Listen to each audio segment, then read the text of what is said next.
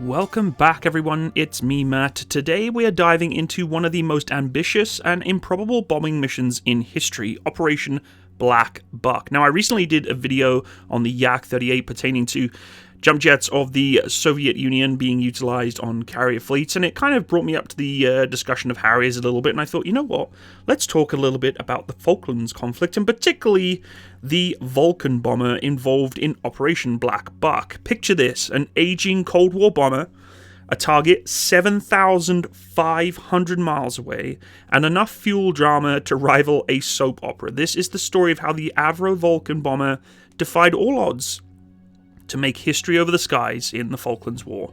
So let's take off and explore this incredible mission because there is so much to it, and I'm going to give you a basic outlook as to what the involvement of this mission was, but more particularly, what was it that caused some of the accuracy of this mission to become quite difficult to achieve? Because when you are flying so far with so much ordnance and you do miss dropping those bombs on key targets, particularly runways, that can be really challenging. Now, in my opinion, the operation, and basically in all historians' opinion, the operation was a huge success. However, there are certain areas where I think it's nice to explore as to, well, why didn't the bombs totally take out the runway? Because in certain footage and certain pictures that you see, the bombs did not do everything that they wanted to do. They could actually get the runway operational from the Argentinians quite quickly, which was a surprise to the Brits. But we're going to go into a bit of a deep dive here and understand a little bit about the operation and what happened, and talk about those problems that they faced as bomber crews.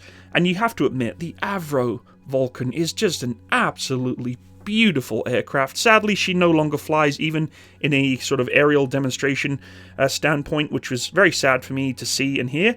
But talking about here, if you can ever see a Vulcan flying over the top of you, my goodness, that howl is just beautiful. But let's just get into the Operation Black Buck bombing mission. So, Operation Black Buck was the Royal Air Force's bold answer to an impossible question. Can we bomb a runway 7,500 miles away with a plane designed for the Cold War as a nuclear bomber? And the answer, surprisingly, was of course yes, but not quite how you'd think. What unfolded was a tale of audacity, improvisation, and just enough luck to make it work. The Avro Vulcan was not built to toss conventional bombs with precision. It was a nuclear deterrent bomber designed to carry huge payloads to vaguely defined targets and then get out of there quickly. But in the Falklands War, it was tasked with an entirely different mission: deliver 21 conventional bombs in a string down a narrow runway at Port Stanley. Imagine asking a race car to plough a field, possible but hilariously inefficient. Still, the Vulcan and its crews was really the RAF's best option, and its crews really had to adapt. Armed with manual calculations, vintage bomb sights, and a whole lot of determination, they set out to make it work. While only one bomb landed squarely on the runway that they were trying to achieve, the rest scattered like confetti. Chaotic, sure, but effective enough to render the airfield unusable for Argentine fighters for the short term. Of course, they could repair it, they did get it somewhat functional again, but it scared the Argentinians significantly. It's kind of like saying, in World War II with Pearl Harbor, and, we talk about the bombers going into Japan. That was a bold move, taking off from aircraft carriers, right? Doolittle and the boys there just flying in and just saying, you know what, Japan, you're not invincible. It was kind of the same setting, I would say, in the Falklands conflict, and it was really impressive to see the pure, ingenious levels of RAF determination to complete this mission. And I've been to the Falkland Islands. It's quite a miserable little rock in the middle of the ocean, and of course the Falklands War, which we won. Hurrah! This really is a big testament to that. If it wasn't for that airfield knocking out, there could have been some significant issues with the Navy getting into position and dropping off that land force, particularly with the Harriers around at that time as well, supporting the attack. Having Argentinian aircraft trying to dominate the sky using that Air Force base at Port Stanley would have been a big problem.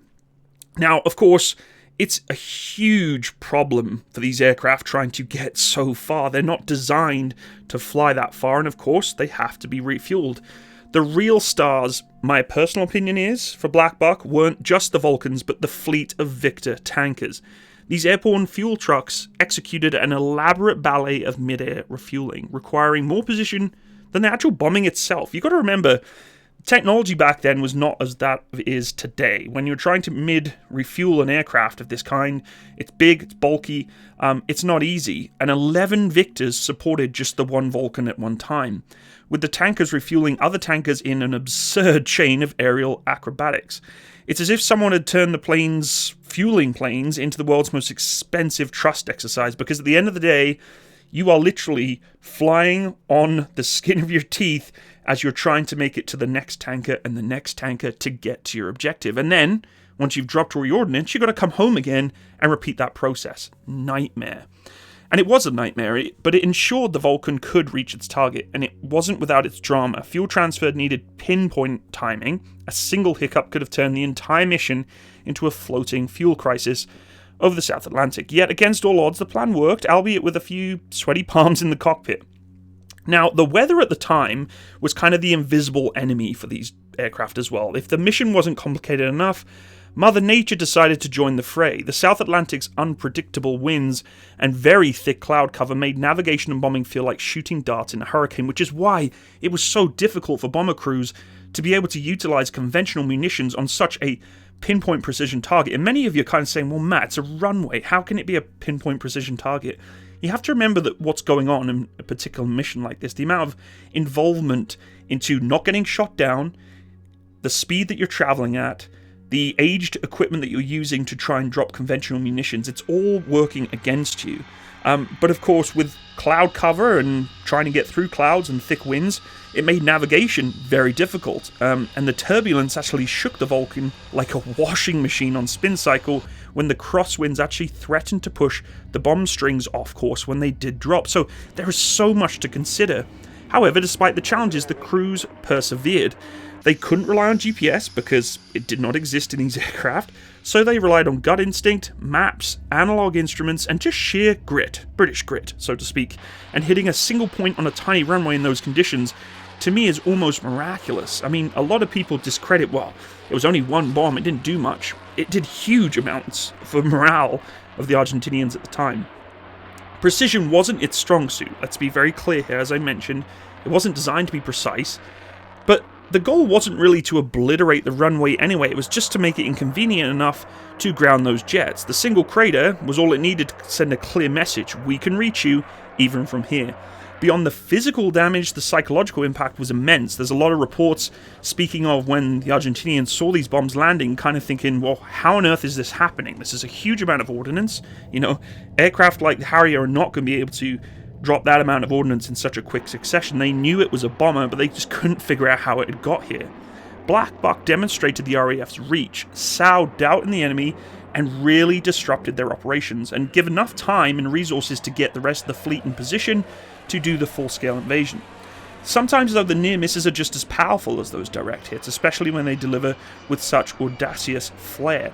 The rest of the bombs landed in kind of a string pattern, taking out some fuel compounds, some other sort of lower-end tactical targets, and they even went for radar installations. But what else affected the crews dropping these bombs? Well, let's be honest, crew fatigue and just pure complexity. It was so long of a mission and so complex and so stressful, involving all these different refuelings before you even get to the location, that the crew had to stay alert for an extended period of time, and fatigue certainly impacted performance. When speaking to the crew of the bomber that dropped those first bombs, they reported to the majority of the feedback they got to the press was that they were very dedicated, fully aware and cognizant of what they needed to do, but the human body is still the human body. They were tired and they were extremely stressed. They knew the amount of involvement, time, money, resources that it was to get them on that position. It's similar to that of the Dam Busters. Let's be honest, the Dam Busters was just as complicated and as stressful as a mission, but it was successful. Even with limited success, it was still successful. And you have to remember that when we look at bombers of this kind that are designed for nuclear deterrent, there's their own stresses that they have to train for when dropping nuclear weapons, but they weren't trained to drop conventional weapons. So when they're looking at training for modern scenarios like this, the Vulcan, being designed as a nuclear bomber, really focused on delivering those nuclear payloads rather than conventional bombs. You have a crew that isn't really designed or trained to do this kind of things, and by the time the Falklands War happened, the RAF's training and doctrine for high-accuracy conventional bombing had really diminished, and the Vulcan force was actually really nearing retirement. So, the fleet was getting ready to disbanded, and then all of a sudden it's like, we have one of the most critical missions for British capability we need you to go into, so good luck, folks. Like, we don't have the training for you to do it, but you're off to go do it anyway. And to me, hats off to the crews that operated the Vulcans to do that. And of course, the Argentinians were well aware of the potential for bombing raids. You know, they knew that they could have bombers come in. I don't think in this configuration they thought it was going to happen, but they'd positioned anti-aircraft defences around Port Stanley's airfield, and while the Vulcan flew at high altitude to avoid these threats, the defences may have constrained the bombing approach, limiting the crew's options for optimal targeting, which, when you look at the footage and the pictures of where the bombs land, you can see that the string is not in parallel with the runway. So, you know, it's not easy. There's perfect bombing parameters, but they're not always going to be available. But, of course, the fact that this crew was successful in dropping a bomb on there, it just really kind of blows my mind, in all honesty. I mean, it's a bit of a legacy. Black Buck as a mission is an absolute legacy for the Royal Air Force. They should be very proud. I'm sure they are. Those pilots, when you see the documentaries and the interviews of those guys, you know, they tell you the intricacies of how it happened, and it kind of just, it's incredible. And it's a testament to the determination and a little touch of madness. I mean, RAF pilots have always been a little bit bonkers, you know. I think anyone going into a bomber of that kind, knowing that you're going so far away from home and dropping that much ordnance into an enemy territory, is a little bit insane.